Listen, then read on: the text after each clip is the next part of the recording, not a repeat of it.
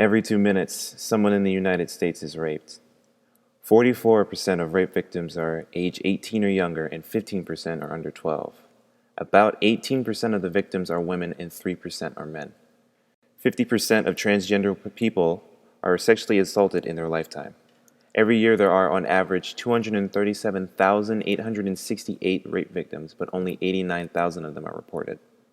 Almost two-thirds of sexual assaults are committed by people the victims know. Only 31% are strangers to the victims. 31% of the crimes are committed at the perpetrator's home, and 27% at the victim's home. Yet only 6% of the perpetrators serve jail time. These are just statistics, not all of the stories. Rape is one of the most underreported crimes, and averages are grossly inaccurate. The following documentary includes 3 of these stories, reported and unreported. They must be heard, and you must listen.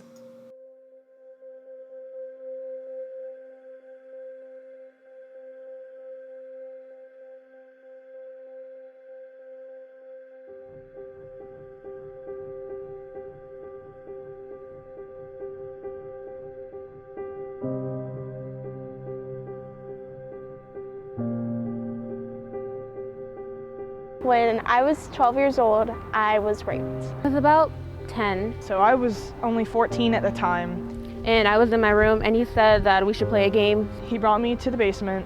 He took out the trash. He went back up to the door, and he locked the door. I had this little boyfriend because, I was 12. And at that time, I was waiting for him to come home, and his brother invited me in. And kind of all went downhill from there. First it started off with him trying to kiss me, and I was like, no. And then it kind of just got worse and worse to the point where he raped me. I had an uncle, and he lived with me and my mom. And so, I always, felt comfortable around him, so him and I would play around, and we were always, really, really touchy and everything. And then one day, my mom, she wasn't home, and I was in my room, and he said that we should play a game. So we started, just touching each other and playing around with it, and then he started going too far and pinning me against the wall, and then he took off my pants, and it was just really traumatizing because I didn't know that someone so close to me would do that kind of stuff. I knew it was possible, but I didn't know that he out of all people would do that to me. So the guy who I was talking to, I met him through my friend. It was her boyfriend, and he was just depressed and just wanted to hang out one day. So I thought, maybe it'll be just a normal hangout, bros or whatever, I don't know. But when I got there, it was normal stuff, we were just playing a game, PlayStation, something or other. And things seemed normal until it came to where I had to leave. His parents had told him to take out the trash. And I was like, okay. He's like, come with me. And I was like, all right, why not? You're gonna walk me to the bus stop, so I might as well. And he brought me to the basement.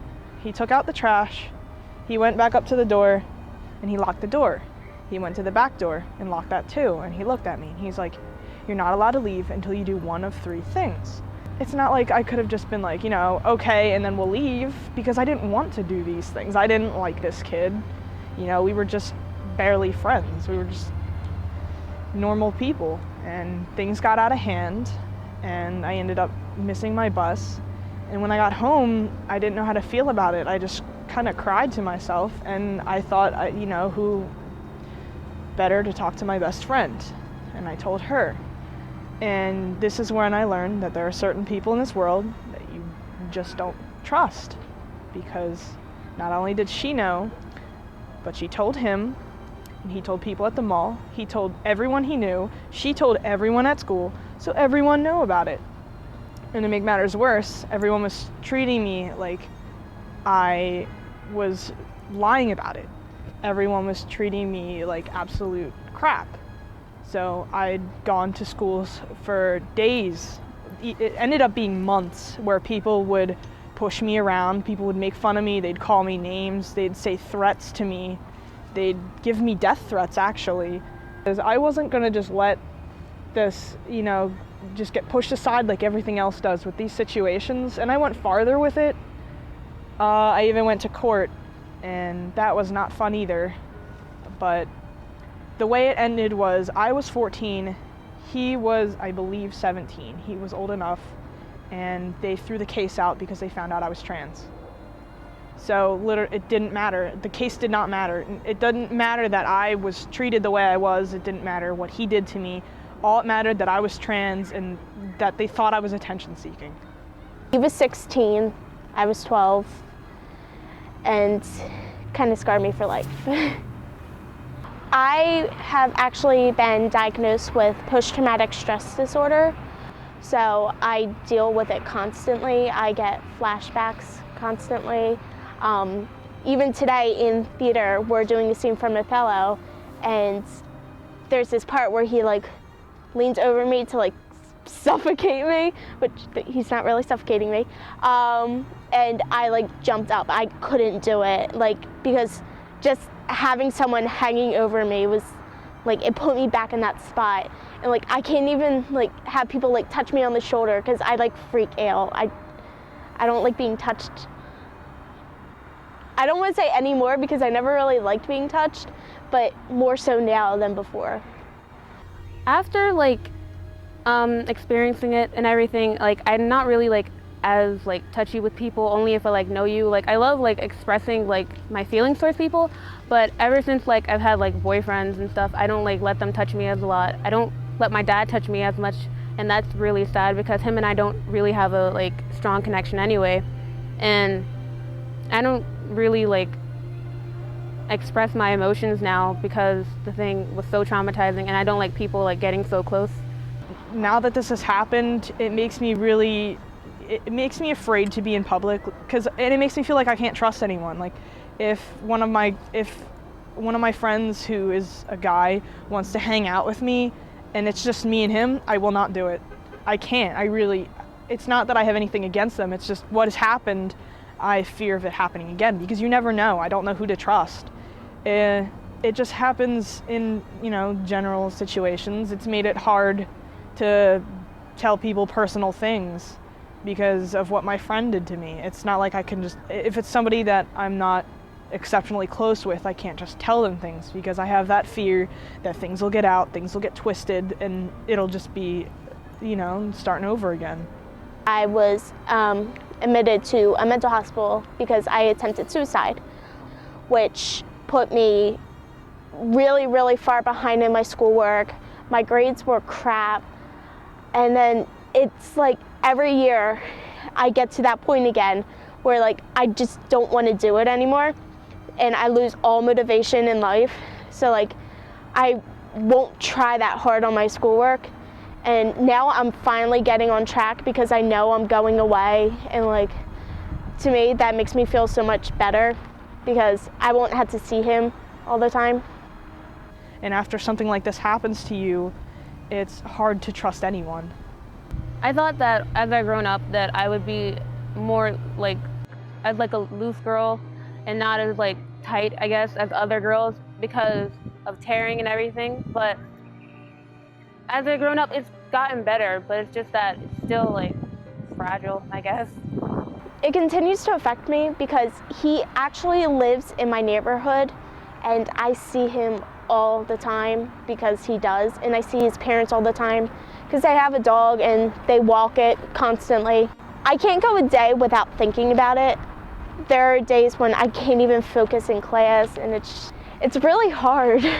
I mean, I don't think that rapists like are good, but I don't think they're bad. It's probably some story behind them that they did this for a reason, or they just wanted to do it to toy with someone. But I think rape happens because maybe someone's lonely, maybe someone just wants to have fun and their wife isn't giving them any. Maybe, I don't know, it just all depends on the person and how they are and how they interact with people to cause them to do something like this. Like I didn't know that my uncle was going to do this, and I never really found out the reason why, but I knew that he didn't have like really close connections with anybody in our family, and I was the only one, and he probably just took that too far.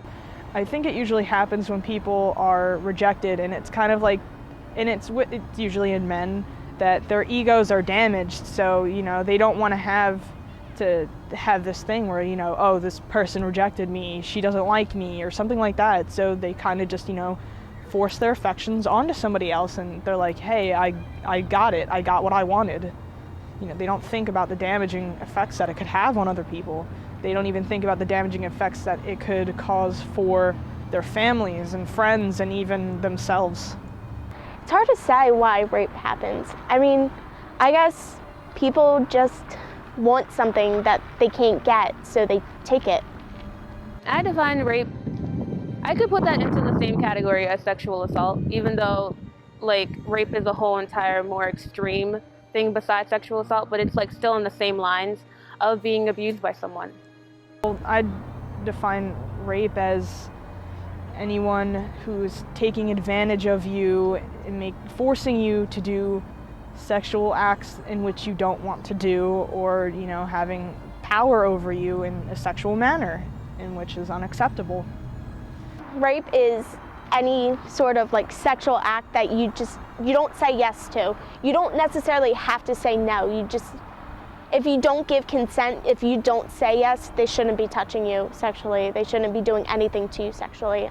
Don't make fun of rape victims or rape survivors, because like even if you're not, and even if you like talk about like sex and stuff, if your girlfriend got raped, like don't like use like words like, hey, you want to bang or screw or fuck or any of that kind of stuff, because it's still hard. And like I know it's going to like suck because you're not getting anything, but at the end you need to know what she's going through, and you probably don't understand it, but you can still see why she feels this way.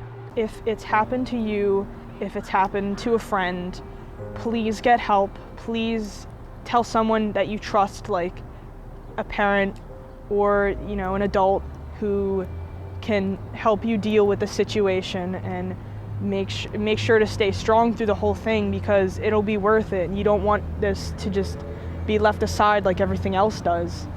It's not gonna be easy, but you'll get there. And with the way people treat rape survivors, people always victimize them, saying that they're victims, they're weak, they can't do anything.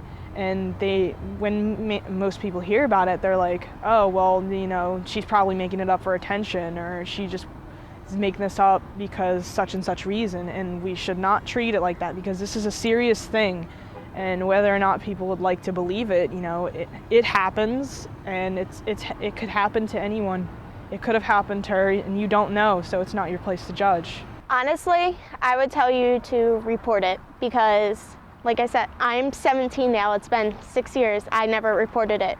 I have up until 10 days after my 18th birthday, which is in February, and I still don't think I'm ready to report them. But if you're strong enough, please report them, because you could potentially be saving somebody else from going through what I'm going through.